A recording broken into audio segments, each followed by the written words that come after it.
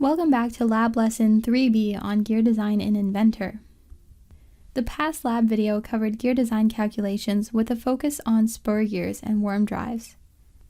In this video, we will learn how to create gears in Inventor using the Design Accelerator tool. Inventor's Design Accelerator tool can actually be used to model a number of mechanisms, including cams, which we introduced in our lecture on mechanisms, as seen by the screenshot to the right. In this video, our focus will be on spur gears, which will be important for your project. Now, when we model spur gears in Inventor, we model them as a gear set with the two gears meshing, as seen with the gears on the slide. Since we are designing two gears, which are two separate parts at the same time, we aren't going to open a part file. Instead, we are going to open up an assembly file. As the name suggests, an assembly file allows you to assemble multiple parts together to get a functional device. And it also gives us access to this Design tab to make gears. The assembly template appears right below the part templates, and again, we can open up an assembly in either millimeters or inches. When the assembly file opens, you'll see that the interface looks very similar to the part modeling interface. We still have the toolbar at the top and our assembly browser to the left.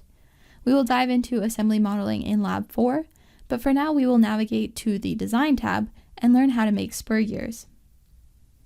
In the Design tab, you'll see a power transmission panel where there are tools to model gears, bearings, disc cams, and more.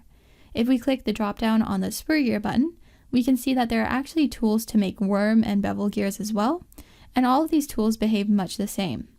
If we select spur gear, a pop-up window will appear for us to enter our spur gear design parameters, and as you know from our design calculations, we can only specify a subset of parameters, and the rest are automatically set based on the gear calculation formula that we used in the last video.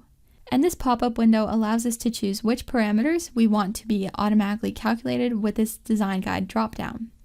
If center distance is selected here, then the center distance between gears will automatically be calculated from the other parameters that we enter, which includes the module, the number of teeth on the input gear, and the gear ratio. If we click the drop-down button in the bottom right corner, we can change the input from gear ratio to the number of teeth so that we can just specify the number of teeth on both gears and it will calculate the gear ratio based on our input instead. Other inputs include the pressure angle and face width. For this course, we will leave the pressure angle at 20 degrees as this is the standard for spur gears, and we won't change any of the tooth design parameters in the drop-down either. We will stick with the defaults. Face width, however, we might want to change from 20 millimeters to a more appropriate value. We will leave it though for now. Also note the unit correction boxes. These should be 0 or else your center distance won't be correct. So once we fill out the gear design parameters correctly, we can go ahead and press calculate and then press OK. When you do so, another window will pop up for file naming. Each gear is actually its own part and will have its own part file. And you can change the names of these in this box. Once you're satisfied with the names, you can go ahead and press OK. And once you do so, you might get another pop-up window warning you of a design failure indicated by Inventor's calculations. So what's going on here? Well, in addition to modeling the gear geometry for us, Inventor also performs loading calculations when it makes these gears. And we can see that there's a separate calculation tab for this. So Inventor is essentially assuming that we are putting our gears under a really high load, resulting in the design failure alert.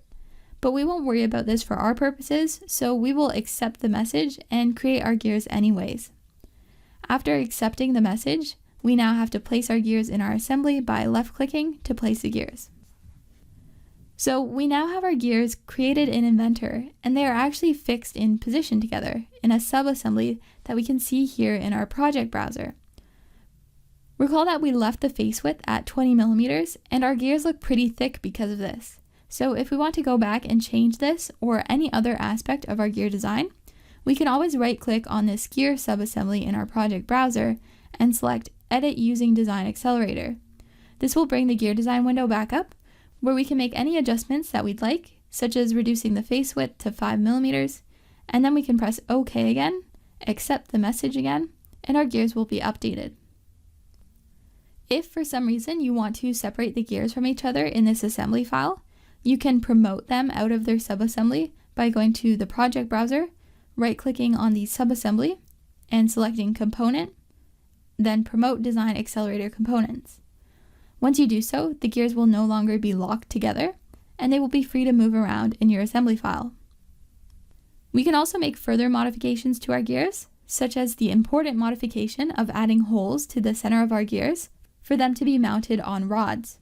To do so, we could open up the individual part files that we made for each gear through File Explorer, or we can right-click on each gear and select Open to automatically open the part file directly in Inventor. Now we are back in the part modeling interface that we've become familiar with in the past few videos, so we can go ahead and add a hole to our gear by making a sketch and extruding it, or even by just using the hole tool. So this short video introduced us to the spur gear design tool in Inventor, and the bevel and worm gear tools are very similar. You can use this gear design tool to make multiple gear sets in an assembly file, which you will have to do for your project.